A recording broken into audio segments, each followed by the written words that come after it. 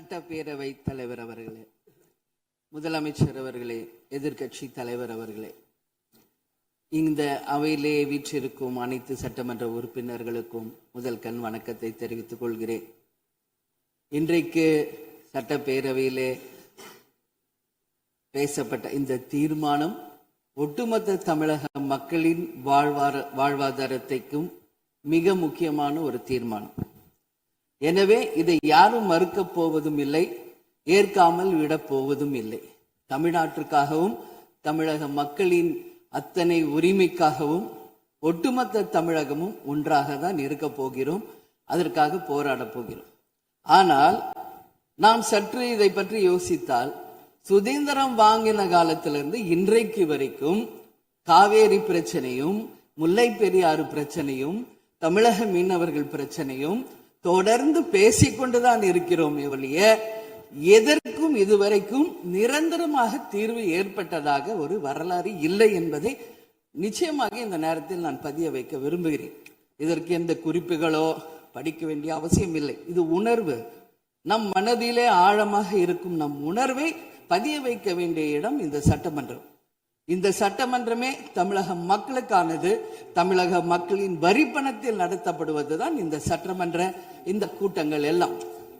அப்படி இருக்கையில் தமிழக மக்களின் உரிமையை நாம் ஒவ்வொரு முறையும் நம்மை சுற்றி இருக்கின்ற மாநிலங்களிடம் போய் கேரளா, கர்நாடகா, ஆந்திரா, இன்னொரு பக்கம் மீனவர்களுக்காக ஸ்ரீலங்கா என்று தொடர்ந்து கேட்டுக்கொண்டுதான் இருக்கிறேன். ஒழிய தன்னிறைவு பெற்ற ஒரு மாநிலமாக தமிழ்நாடு என்றைக்கு வரப்போகிறது என்பதை தான் நான் இந்த நேரத்தில் சிந்திக்கிறேன். ஏன்னா நம்மை சுற்றி இருக்கின்ற நமது தலைவர்கள் எல்லாருமே இந்த பிரச்சனைக்காக, அம்மையார் புரட்சி தலைவி ஜெயலலிதா அவர்கள் காவேரிக்காக உண்ணாவிரதம் இருந்தாங்க, முதலமைச்சராக இருந்தார். கலைஞர் அவர்கள் இதற்காக பல போராட்டங்கள் நடத்தினார். அண்ணன் ஸ்டாலின் அவர்கள் பல தீர்மானங்களை நிறைவேற்றி இருக்கிறார்கள். அது மட்டும் இல்லை, இதுவரைக்கும் முதல்வராக இருந்த அத்தனை பேருமே இதற்காக நாம பேசியிருக்கிறோம், போராடுகிறோம், சட்ட ரீதியாக நாம் அதற்கான தீர்வுகளை காண்கிறோம். அது மட்டும் இல்லை, காவிரி மேலாண்மை ஆணையம் ஒரு தீர்ப்பு சொல்றாங்க, உச்ச நீதிமன்றம் ஒரு தீர்ப்பு சொல்றாங்க. எதுவும் பேசியும் இதுவரைக்கும் தீர்வு இல்லை. இப்பொழுது முதல்வராக பதவியேற்றிருக்கும் சிவகுமார் அவர்கள் சொல்றாரு, நாங்க பேச தயாராக இருக்கிறோம் என்று. நமது முதல்வரும் சிவகுமார் அவர்களும், நான் என்ன சொல்றேன், இது எல்லாரும் மக்களுடைய, இப்போ இந்த அவை இது முக்கியமான சட்டமன்றம். இங்க வந்தவொன்னு எல்லாருக்கும் என்ன கொடுக்கறாங்க? தண்ணி தான் கொடுக்கறாங்க. அப்போ ஒவ்வொரு மனிதருக்கும் தண்ணி தான் முக்கியம். இன்னைக்கு காவேரி தாயின்னு தான் நம்ம சொல்றோம். ஒரு தாயின் ஒரு குழந்தைக்கும் எப்படி தாய்ப்பால் இன்றியமையாதோ அது பாருங்க, அத்தனை பேரும், அது விவசாயிகளா இருக்கட்டும், குடிமக்களாக இருக்கட்டும், இங்கு மிக முக்கியமானது குடிதண்ணீர். நீரின்றி அமையாது இவ்வுலகு. அதனால முதல்வர் அவர்களே, உங்களை நான் கேட்டுக்கிறது, எப்படி மின்மிகை மாநிலமாக தமிழகத்தை உருவாக்கணுமோ அது மாதிரி மின்மிகை நீர் மேலாண்மையை நாம் நிச்சயம் உருவாக்க வேண்டும் என்று கேட்டுக்கொள்கிறேன். மழை நமக்கு ஒரு கொடை, கடவுள் கொடுத்தது.